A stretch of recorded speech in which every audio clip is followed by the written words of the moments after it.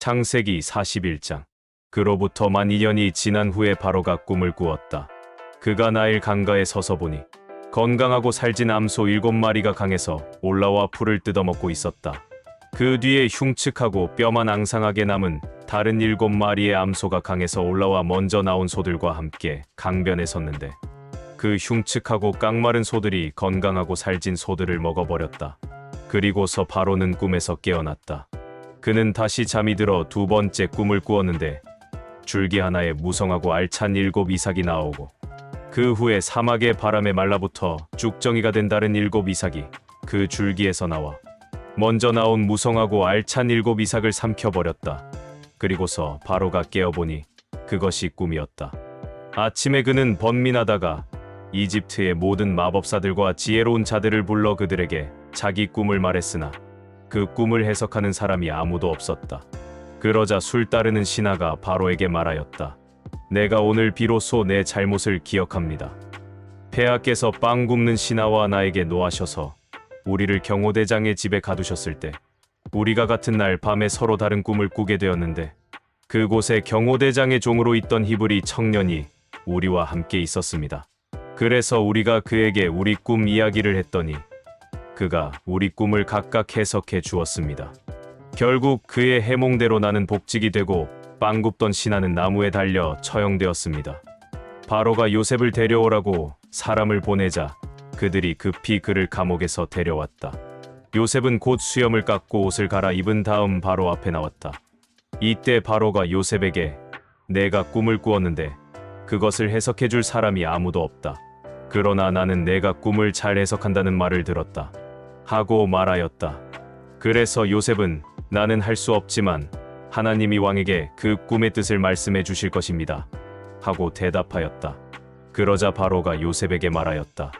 내가 꿈에 나일 강가에 서서 보니 건강하고 살진 암소 7마리가 강에서 올라와 풀을 뜯어먹고 있었다. 그 뒤에 흉측하고 뼈만 앙상하게 남은 다른 7마리의 암소가 강에서 올라왔는데, 그것들은 내가 이집트의 그 어느 곳에서도 보지 못한 아주 흉측한 소들이었다. 그 흉측하고 깡마른 소들이 먼저 올라온 살진 소들을 먹었으나 먹은 것 같지 않아 여전히 흉측하게 보였다. 그리고서 내가 꿈에서 깨어났다. 잠시 후 나는 다시 잠이 들었는데 꿈에 보니 줄기 하나에 무성하고 알찬 7 이삭이 나오고, 그 후에 사막의 바람에 말라붙어 쭉정이가 된 다른 7 이삭이 그 줄기에서 나와 먼저 나온 무성하고 알찬 7 이삭을 삼켜버렸다. 내가 그 꿈을 마법사들에게 말했으나 그것을 설명하는 자가 아무도 없었다. 그러자 요셉이 바로에게 말하였다. 그 2가지 꿈은 한 가지 일을 뜻합니다. 하나님이 앞으로 일어날 일을 왕에게 보이신 것입니다. 7마리의 살진 소는 7년을 가리키며 7개의 알찬 이삭도 7년을 말합니다. 그래서 그 꿈은 동일한 것입니다. 그 후에 올라온 야위고 흉측한 소도 7년을 가리키며 사막의 바람에 말라붙어 쭉정이가 된 그 7 이삭은 7년 동안의 기근을 뜻합니다. 내가 왕에게 말씀드린 대로 바로 이것이 하나님께서 왕에게 보여 주신 앞으로 일어날 일입니다. 앞으로 7년 동안 이집트 전역에 큰 풍년이 있을 것입니다. 그러나 그 후 7년 동안은 흉년이 들 것이며, 흉년으로 풍요롭던 시절은 다 잊혀지고 이 땅은 황폐해질 것입니다. 그 기근이 너무 심함으로 이 땅에서 이전의 풍년을 기억하지 못할 것입니다. 왕이 꿈을 2번 연달아 꾸신 것은 하나님이 이 일을 정하셨으며 그 일을 속히 행하실 것을 뜻합니다. 이제 왕은 총명하고 지혜로운 사람을 택하여 나라 일을 맡겨야 합니다. 행정구역을 5으로 나누고 각 구역마다 관리를 두어 풍년이든 7년 동안에 잉여 농산물을 모조리 거두어 왕의 권한으로 각 성의 창고에 비축해 두십시오. 이와 같이 식량을 비축해 두시면 앞으로 이집트 땅에 7년 동안 흉년이 들어도 백성들이 굶어 죽지는 않을 것입니다. 바로와 그의 모든 신하들은 요셉의 제안을 좋게 여겼다. 그래서 바로는 신하들에게 하나님의 영이 충만한 이런 사람을 우리가 어디서 만날 수 있겠는가? 하고 요셉에게 이렇게 말하였다. 하나님이 이 모든 일을 너에게 알게 하셨으니 너처럼 총명하고 지혜로운 사람이 없구나. 너는 내 나라를 다스려라. 내 백성이 다 내 명령에 복종할 것이다. 내가 너보다 높은 것은 이 왕좌뿐이다. 그리고서 바로는 요셉에게 내가 너를 이집트 전국을 다스릴 총리로 임명한다 하며 자기 인장 반지를 빼어 요셉의 손가락에 끼워주고 그에게 고운 모시 옷을 입히며 금사슬을 그의 목에 걸어 주었다. 그리고 왕은 그를 궁중 이호술에 태웠으며 그가 가는 곳마다 이 전관이 엎드려라 하고 외쳤다. 이렇게 해서 요셉은 이집트의 국무총리가 되었다. 그리고서 바로는 요셉에게 나는 왕이다. 그러나 내 허락이 없이는 이집트 땅에서 손발을 놀릴 자가 없을 것이다 하고 그에게 사브나빠네아라는 이집트 이름을 붙여주고 또 헬리오폴리스의 제사장인 보디베라의 딸 아스낫을 그에게 아내로 주었다. 요셉이 이집트 왕 바로를 섬기기 시작했을 때는 그의 나이 30세였으며 그때부터 그는 이집트 전역을 순회하였다. 7년 동안의 풍년으로 그 땅에는 농산물이 엄청나게 많았다. 그래서 요셉은 7년 동안 그 모든 곡식을 거두어 각 성에 비축했는데 각 성의 주변 밭에서 난 곡식은 그 성에 저장하도록 하였다. 이와 같이 요셉이 거두어 저장한 곡식이 바다의 모래처럼 많아 비축량을 계산할 수가 없었다. 흉년이 들기 전에 헬리오폴리스의 제사장인 보디베라의 딸 아스낫이 요셉에게 두 아들을 낳아 주었다. 요셉은 장남의 이름을 므낫세라고 짓고 하나님께서 나의 모든 고난과 내 아버지의 집안 식구들을 잊어버리게 하였으며 또 둘째 아들의 이름은 에브라임이라고 짓고 내가 고생하는 땅에서 하나님이 나에게 자식을 주셨다 하였다. 이집트 땅의 7년 동안의 풍년이 끝나고 요셉의 말대로 7년 흉년이 시작되었다.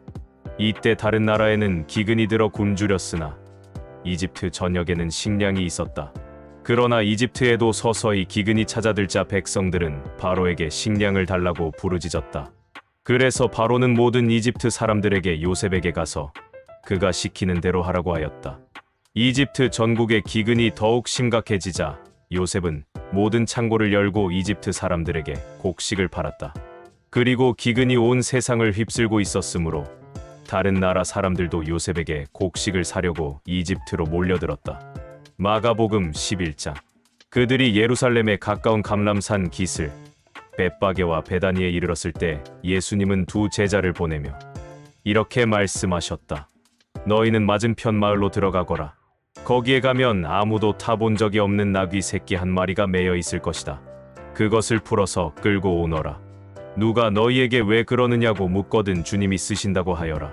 그러면 곧 보내줄 것이다. 그래서 그들이 가서 문 밖 길거리에 나귀 새끼가 매여 있는 것을 보고 풀자. 거기 섰던 사람들이 무슨 일이요? 왜 나귀를 푸시오? 하고 물었다. 제자들이 예수님께서 일러 주신 대로 대답하자 그들이 허락하였다.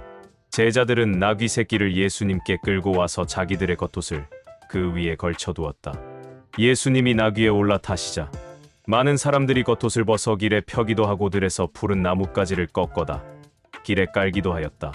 그리고 예수님을 앞뒤로 에워싸고 가는 군중들은 호산나 주의 이름으로 오시는 분에게 찬양을 앞으로 올 우리 조상 다윗의 나라여 가장 높은 곳에서 호산나 하고 환호성을 올렸다. 그 길로 예루살렘에 도착하신 예수님은 성전에 들어가 모든 것을 둘러보시고 이미 날이 저물었으므로 12 제자와 함께 베다니로 나가셨다. 이튿날 그들이 베다니를 떠날 때 예수님은 시장하셨다. 약간 떨어진 곳에 마침 잎이 무성한 무화과 나무 한 그루가 있는 것을 보시고 예수님은 혹시 열매가 있는지 보려고 가셨으나 아직 무화과 철이 아니어서 잎사귀뿐이었다. 그래서 예수님은 그 나무를 향해 사람이 내게서 다시는 열매를 따먹지 못할 것이다 하고 말씀하셨다. 그리고 제자들도 예수님이 그렇게 말씀하시는 소리를 들었다. 예루살렘에 이르시자 예수님은 성전에 들어가 거기서 매매하는 사람들을 다 쫓아내시고 돈 바꿔 주는 사람들의 상과 비둘기 파는 사람들의 의자를 둘러 엎으셨다. 그리고 예수님은 아무도 물건을 가지고 성전 안으로 지나다니지 못하게 하시고 그들에게 내 성전은 모든 민족의 기도하는 집이다 라고 성경에 쓰여 있는데 너희는 이 집을 강도의 소굴로 만들었다 하고 말씀하셨다. 대제사장들과 율법학자들은 이 말을 듣고 예수님을 죽일 방법을 의논하였다. 이것은 모든 사람들이 예수님의 가르치심에 놀라므로 그들이 예수님을 두려워했기 때문이었다. 날이 저물자 예수님의 일행은 다시 성 밖으로 나갔다. 다음 날 아침 그들은 길을 가다가 예수님이 저주한 무화과 나무가 뿌리째 마른 것을 보았다. 이때 베드로가 예수님의 말씀이 생각나서 선생님, 저것 좀 보십시오. 어제 저주하신 무화과 나무가 말라버렸습니다. 하자 예수님이 제자들에게 이렇게 말씀하셨다. 하나님을 믿어라. 내가 분명히 말하지만 누구든지 이 산을 향해 땅에서 들려 바다에 빠져라 하며 마음속으로 의심하지 않고 자기가 말하는 것이 반드시 이루어질 것이라고 믿으면 그대로 될 것이다. 그러므로 내가 너희에게 말한다. 너희가 기도하고 구하는 것은 무엇이든지 받은 줄로 믿어라. 그러면 그대로 될 것이다.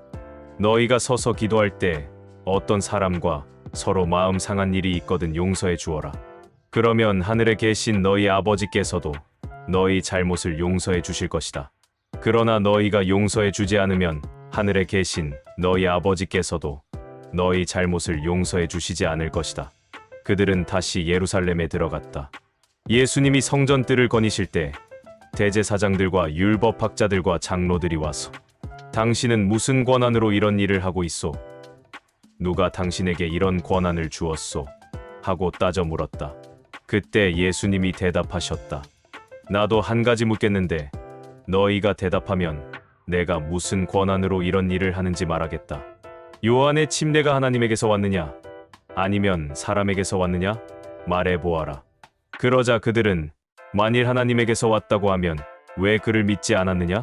할 것이고 그렇다고 사람에게서 왔다고 하자니 모든 사람들이 요한을 예언자로 여기고 있으므로 백성들이 두렵다. 하고 서로 의논하다가 우리는 모르겠소. 하고 대답하였다. 그래서 예수님은 그들에게 나도 무슨 권한으로 이런 일을 하는지 말하지 않겠다. 하고 말씀하셨다. 욥기 7장. 인생은 전쟁을 하는 것 같고 그 사는 날이 품팔이꾼의 생활과 같다. 종이 해만 지기를 바라고 품팔이꾼이 품상만 기다리는 것처럼 내가 여러 달째 고통을 받으며 이 길고 지친 밤을 외롭게 보내야만 하는구나.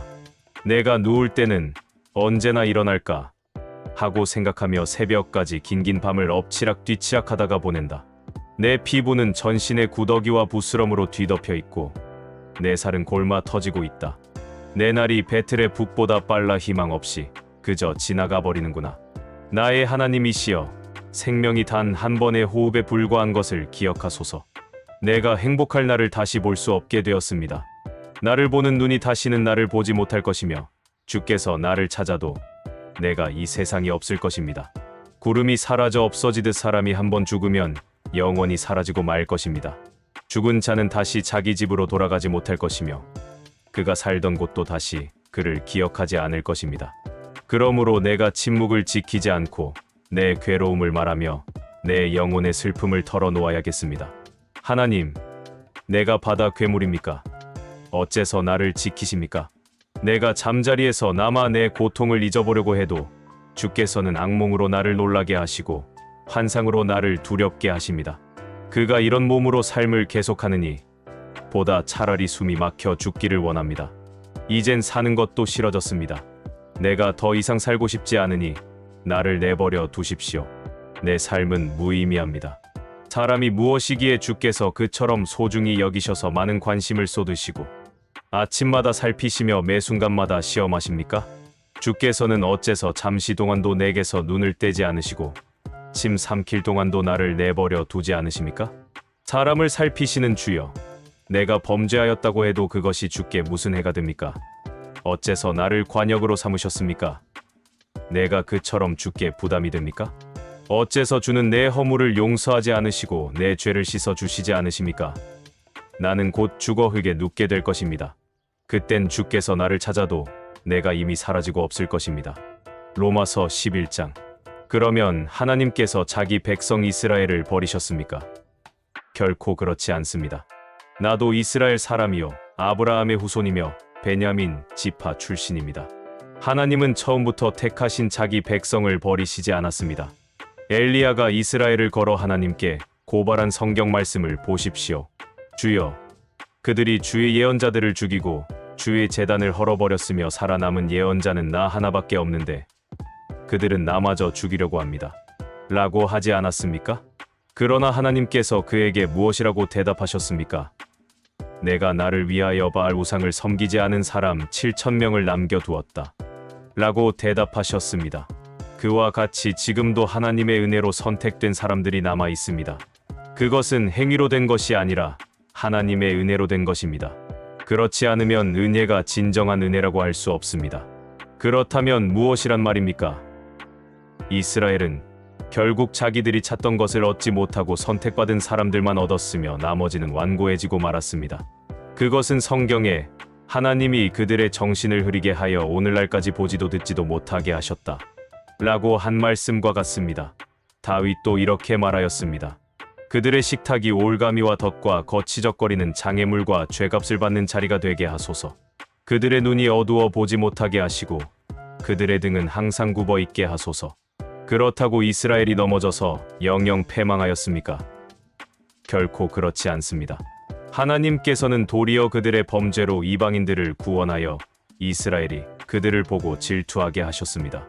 이스라엘의 범죄와 실패가 온 세상 사람들에게 넘치는 축복을 가져다 주었다면 이스라엘 전체가 하나님께로 돌아올 때는 더욱더 큰 축복이 넘치지 않겠습니까? 나는 이방인 여러분에게 말합니다.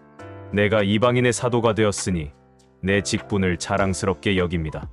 나는 어떻게 해서든지 내 동족의 마음 속에 질투심을 불러일으켜 그들 가운데 몇 사람이라도 구원하기를 바라고 있습니다. 이스라엘이 버림받은 결과로 온 세상 사람들이 하나님과 화목하게 되었다면 하나님께서 그들을 다시 받아 주실 때는 죽은 사람이 다시 살아난 것과 같을 것입니다. 처음 익은 곡식 가루가 거룩하면 떡덩이도 거룩하고 뿌리가 거룩하면 가지도 거룩합니다. 참감람 나무 가지 얼마가 꺾이고 돌감람 나무인 여러분이 거기에 접붙여져서 참감람 나무 뿌리의 양분을 함께 받게 되었습니다. 그렇다면 접붙임을 받은 여러분은 그 꺾인 가지들에 대해서 자랑해서는 안 됩니다. 아무리 자랑하여도 여러분이 뿌리를 지탱해 주는 것이 아니라 뿌리가 여러분을 지탱해 주기 때문입니다. 그러면 여러분은 우리의 접붙임을 위해서 가지들이 꺾여졌다고 말할 것입니다. 그렇습니다. 그들은 믿지 않음으로 꺾여졌고 여러분은 믿음으로 접붙여졌으니 교만하지 말고 두려워하십시오. 하나님께서 원가지인 유대인들도 아끼지 않으셨다면 이방인인 여러분도 아끼지 않으실 것입니다. 그러므로 여러분은 하나님의 자비로우심과 엄하심을 생각하십시오. 넘어진 사람들에게는 하나님이 엄하게 다스렸습니다. 그러나 여러분이 계속 하나님의 은총 가운데 있으면 여러분에게는 자비를 베푸실 것입니다. 그렇지 않을 때에는 여러분도 잘리게 될 것입니다. 꺾인 가지와 같은 유대인들도 그들의 불신앙만 버린다면 접붙임을 받게 됩니다. 이것은 하나님에게 그들을 다시 접붙일 수 있는 능력이 있기 때문입니다. 원래 돌감람 나무였던 여러분이 거기서 잘려서 참감람 나무에 접붙임을 받았다면 원가지인 이 사람들을 본래의 참감람 나무에 접붙이는 일이야 얼마나 더 쉽겠습니까? 형제 여러분, 여러분은 자만하지 않기 위해서도 한 가지 알아야 할 비밀이 있습니다. 이것은 하나님께 돌아오는 이방인의 수가 다 차기까지 일부 이스라엘 사람들이 불신앙을 고집하겠지만 그 후에는 모든 이스라엘 사람이 다 구원을 받을 것이라는 사실입니다.